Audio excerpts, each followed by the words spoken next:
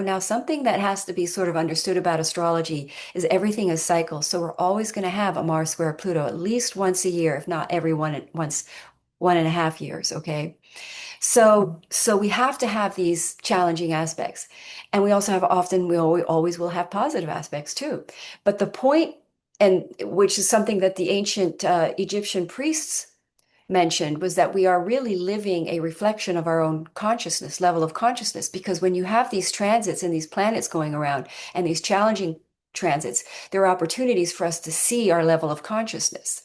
So it's like when you see a Mars square Pluto, you're like, how evolved am I in my anger or in how I operate in power struggles? So these are the types of challenges or the types of transits that bring up power struggles.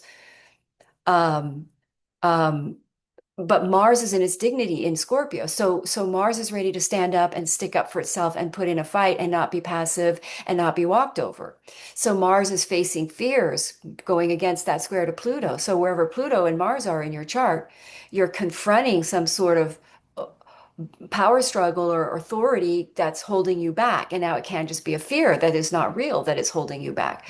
But Mars, Scorpio is ready to take it on and face it and challenge the power struggles. So, um, but like I say, the shadow would be to overly dramatic anger over a situation that you can't, or trying to be assertive in a situation that you don't have any power over. You're just going to be, a strong Mars doesn't do that. A strong Mars is going to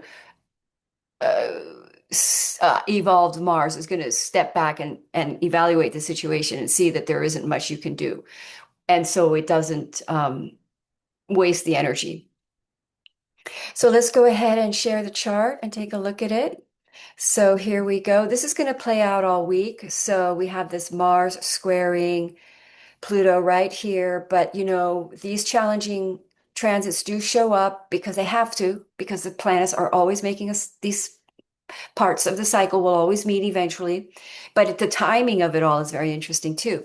But if you look at the chart, you can see this is a challenging sort of transit, but and we also have a Venus squaring Uranus, which is pulling out. But basically, what's happening is we're breaking through this debris. We're leaving the debris of our past behind, and we're sort of destroying the wreckage of our past and busting through fears. Because we're going somewhere with this kite, with this 0 degrees Neptune facing. This is the new era. So we're headed somewhere really blessed, really beautiful. So we just got to overcome some kind of fear and face some kind of situation, fear, annihilating it, enabling us to move forward in this new destiny. This again is not easy, but Mars in its dignity is ready to be bold and take it on and end it and push through this. It depends where Pluto is in your chart.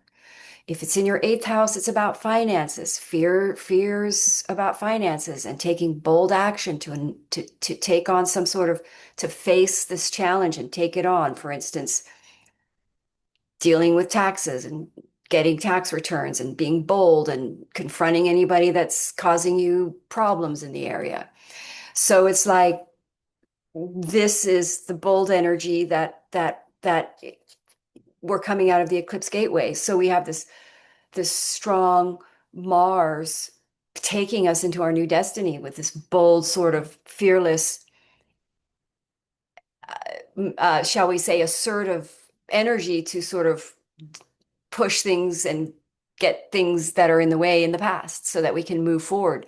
And that would be a positive use of this energy, would be to clear your path and take care of anything that needs to be taken care of, confront any issues that need confronting, getting over any fears that you have about confronting these issues, taking care of it, moving forward into the new destiny that these eclipses are shaping in our lives.